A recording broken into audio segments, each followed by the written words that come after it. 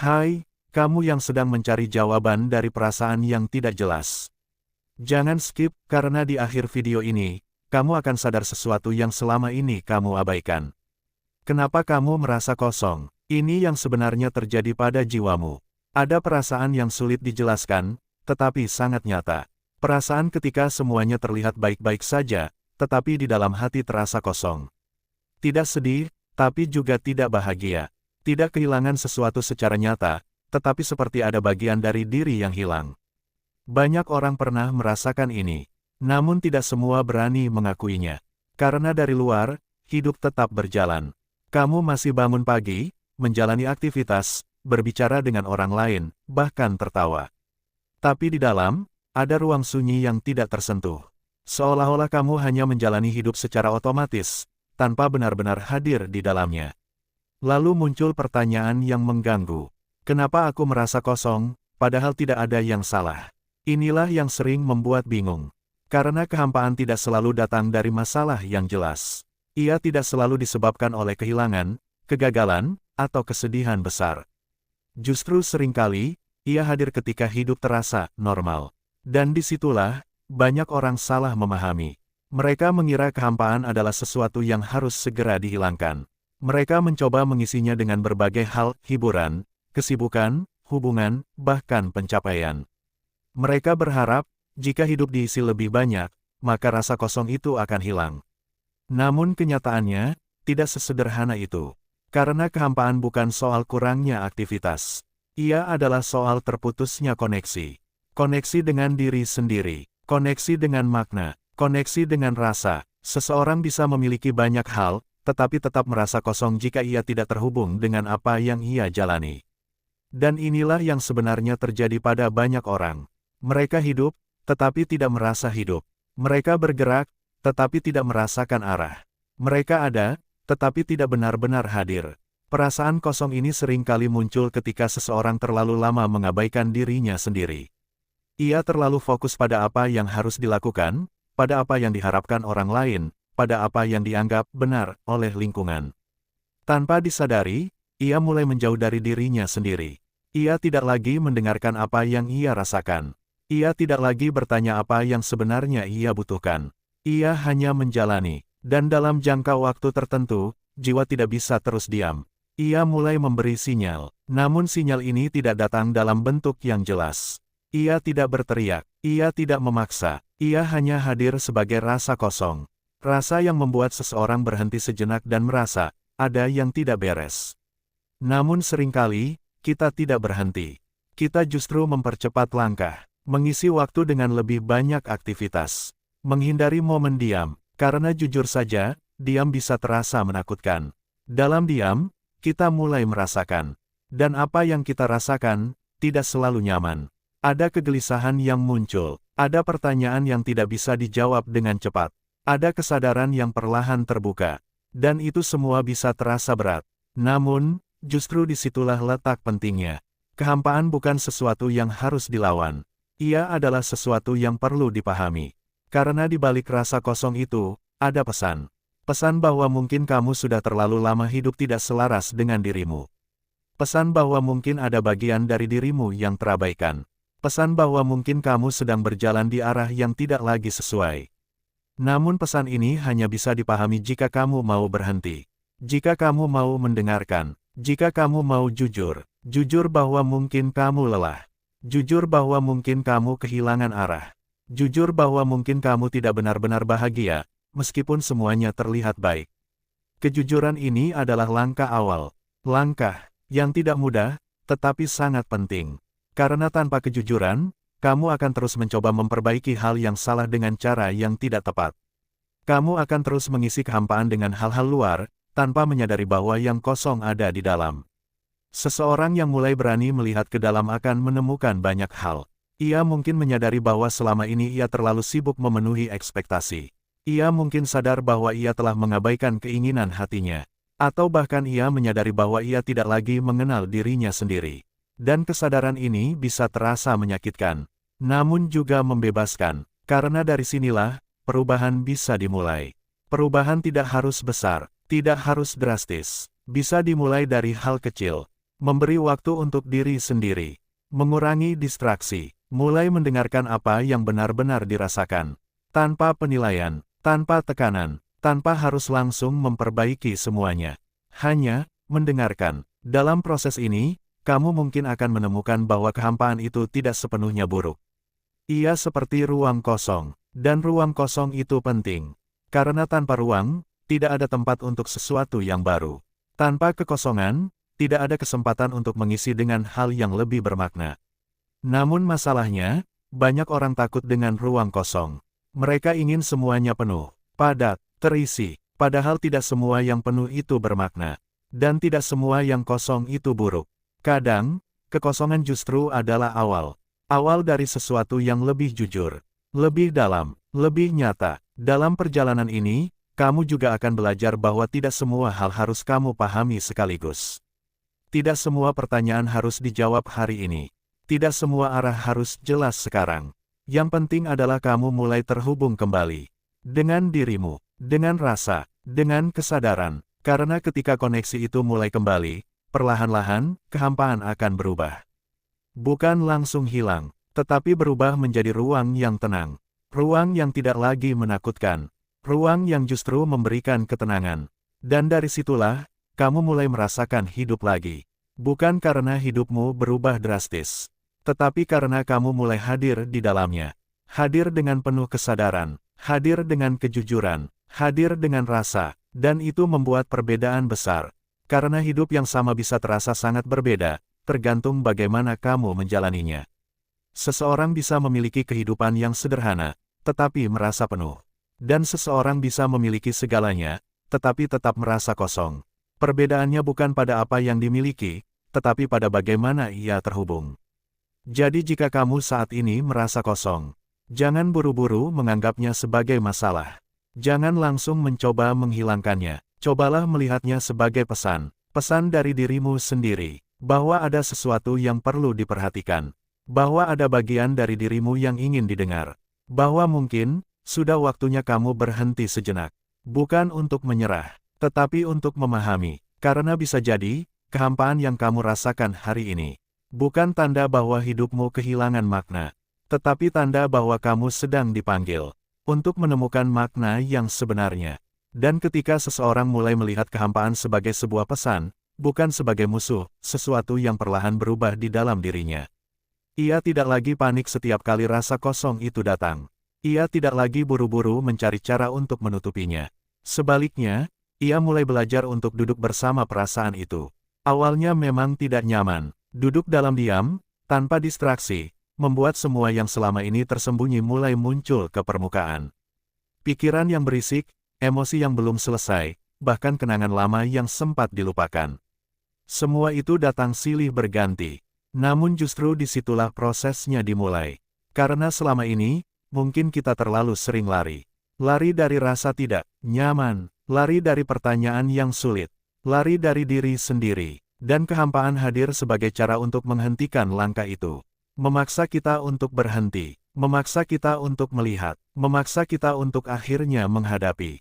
Dalam fase ini, seseorang akan mulai menyadari bahwa banyak hal yang ia rasakan selama ini bukanlah hal yang tiba-tiba muncul.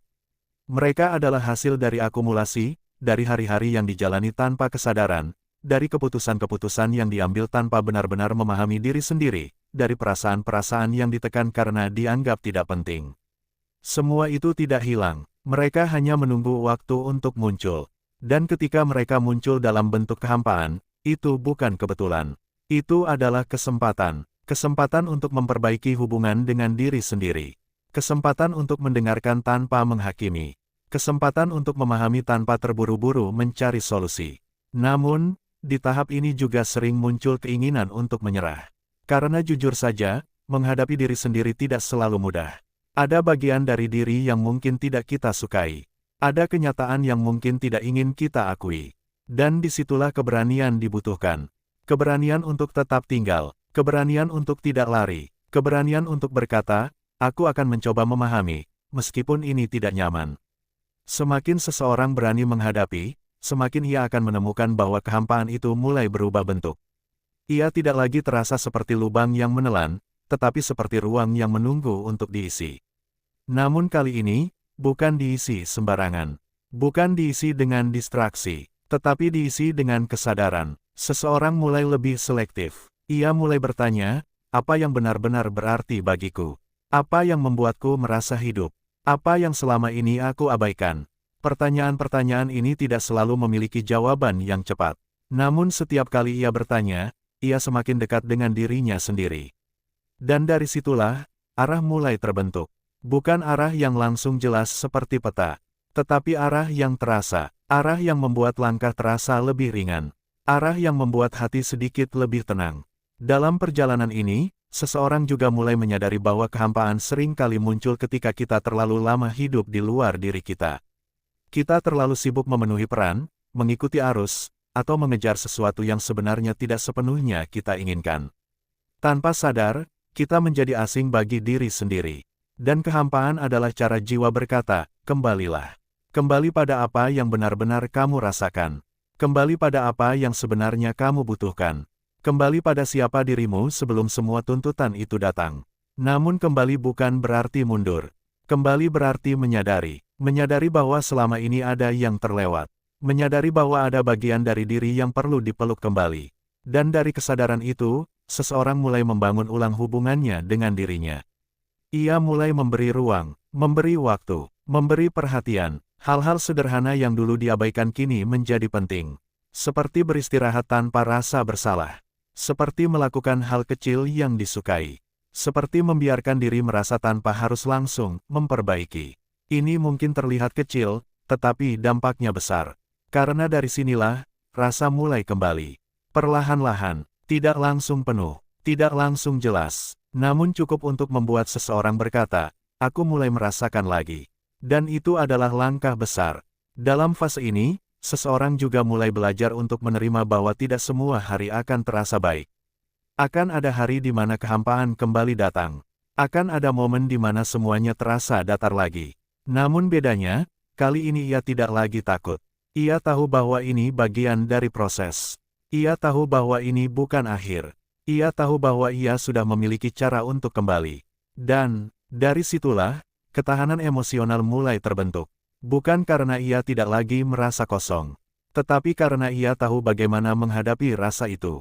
Dan itu membuatnya lebih kuat, lebih stabil, lebih tenang. Seiring waktu, seseorang juga mulai melihat bahwa kehampaan telah membawanya pada sesuatu yang berharga, kesadaran diri.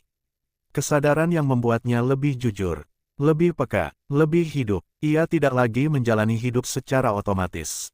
Ia mulai hadir. Hadir dalam setiap momen, hadir dalam setiap keputusan, hadir dalam setiap rasa, dan dari kehadiran itu, makna mulai muncul. Makna yang tidak dipaksakan, makna yang tidak dibuat-buat, makna yang tumbuh dari pengalaman. Dan dari situlah, hidup terasa berbeda. Bukan karena semua berubah, tetapi karena cara ia melihat dan merasakan berubah. Ia tidak lagi mencari kebahagiaan besar. Ia mulai menemukan kebahagiaan kecil. Dalam hal sederhana, dalam momen tenang, dalam rasa cukup, dan anehnya, itu lebih dari cukup. Karena kebahagiaan yang sederhana lebih tahan lama, lebih nyata, lebih dekat. Namun perjalanan ini tidak pernah benar-benar selesai. Akan selalu ada fase baru. Akan selalu ada lapisan baru yang terbuka. Dan itu tidak apa-apa, karena hidup memang bukan tentang mencapai titik tertentu. Tetapi tentang terus bertumbuh, terus belajar. Terus kembali pada diri sendiri. Dan jika suatu hari nanti kehampaan itu kembali datang, kamu tidak perlu takut. Karena kamu sudah tahu bahwa itu bukan musuh. Itu adalah pengingat. Pengingat untuk berhenti. Pengingat untuk mendengar. Pengingat untuk kembali. Dan selama kamu mau mendengarkan, kehampaan itu tidak akan menghancurkanmu. Ia justru akan menuntunmu. Menuntunmu menuju pemahaman yang lebih dalam. Menuju kehidupan yang lebih jujur. Dan pada akhirnya, menuju dirimu yang benar-benar hidup. Dan ketika seseorang sudah sampai pada titik di mana ia tidak lagi takut pada kehampaan, melainkan mulai memahaminya, ada satu perubahan yang lebih dalam lagi yang terjadi, ia mulai hidup dengan kesadaran yang lebih halus. Bukan lagi sekadar memahami perasaan, tetapi benar-benar menyatu dengan setiap pengalaman yang ia jalani. Ia tidak lagi terburu-buru ingin sembuh sepenuhnya, atau bahagia sepanjang waktu. Ia mulai menerima bahwa hidup memang memiliki gelombangnya sendiri. Ada naik, ada turun. Ada penuh, ada kosong. Dan semua itu adalah bagian yang tidak terpisahkan. Di titik ini, seseorang mulai berhenti melawan hidup. Ia tidak lagi memaksa semuanya berjalan sesuai keinginannya. Ia tidak lagi merasa harus selalu kuat. Ia tidak lagi merasa harus selalu tahu apa yang harus dilakukan. Ia mulai memberi ruang bagi ketidaktahuan. Dan justru dari ketidaktahuan itu, muncul kebijaksanaan yang lebih dalam. Karena ternyata, tidak tahu bukan berarti tersesat. Tidak tahu bisa menjadi ruang untuk menemukan. Ruang untuk belajar. Ruang untuk tumbuh tanpa tekanan. Seseorang yang telah berjalan sejauh ini mulai memahami bahwa hidup bukanlah sesuatu yang harus dikendalikan sepenuhnya, tetapi sesuatu yang harus dijalani dengan kesadaran. Ia mulai melihat bahwa banyak hal dalam hidup tidak bisa dipaksakan, termasuk rasa. Kebahagiaan tidak bisa dipaksa, ketenangan tidak bisa dikejar dengan tergesa, makna tidak bisa ditemukan dalam satu malam. Semua itu tumbuh, perlahan, dalam proses yang tidak selalu terlihat. Dan kehampaan, yang dulu terasa seperti musuh, kini dipahami sebagai bagian dari proses itu. Sebagai ruang jeda, sebagai waktu untuk berhenti sejenak, sebagai momen untuk menyusun ulang arah. Dalam fase ini, seseorang juga mulai memiliki hubungan yang lebih sehat dengan waktu. Ia tidak lagi merasa harus cepat sampai. Ia tidak lagi membandingkan perjalanannya dengan orang lain. Ia memahami bahwa setiap orang memiliki waktunya sendiri. Ada yang menemukan arah lebih cepat. Ada yang membutuhkan waktu lebih lama. Dan tidak ada yang salah dengan keduanya. Karena perjalanan jiwa tidak bisa diukur dengan standar yang sama. Dari sini, muncul rasa sabar yang lebih dalam. Bukan sabar yang terpaksa, tetapi sabar yang lahir dari pemahaman. Pemahaman bahwa semua proses memiliki nilai. Bahwa bahkan saat terasa lambat, sesuatu tetap sedang terjadi. Dan bahwa tidak semua kemajuan terlihat dari luar. Dalam perjalanan ini, seseorang juga mulai menyadari bahwa tidak semua hubungan harus dipertahankan.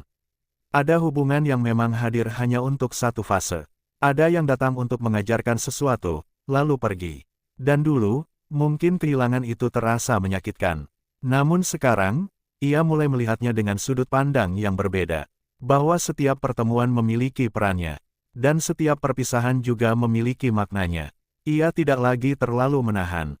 Tidak lagi terlalu menggenggam. Ia belajar untuk membiarkan. Membiarkan orang datang. Membiarkan orang pergi. Tanpa kehilangan dirinya sendiri. Ini adalah bentuk kebebasan yang tidak semua orang rasakan.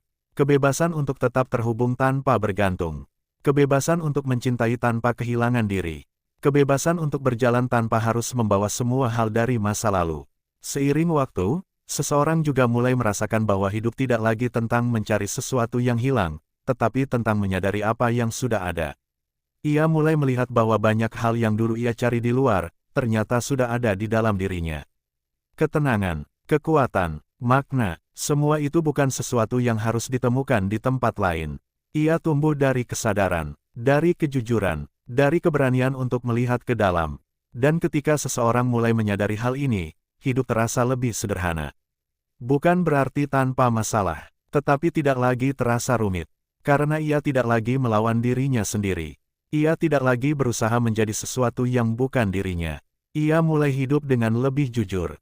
Lebih apa adanya, lebih selaras. Namun, dalam kesederhanaan ini, ada kedalaman yang luar biasa.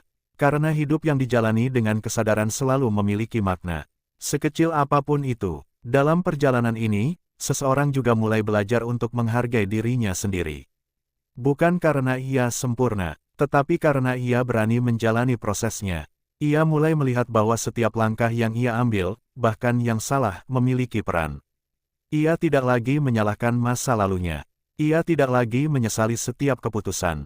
Ia mulai menerima bahwa semua itu adalah bagian dari perjalanan menuju pemahaman.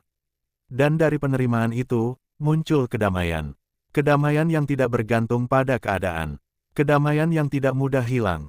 Kedamaian yang lahir dari dalam. Namun, mungkin salah satu hal paling penting yang disadari adalah bahwa hidup tidak harus selalu penuh untuk terasa bermakna. Kadang, justru dalam kekosongan itulah, seseorang menemukan dirinya. Dalam diam, dalam jeda, dalam ruang yang tidak terisi.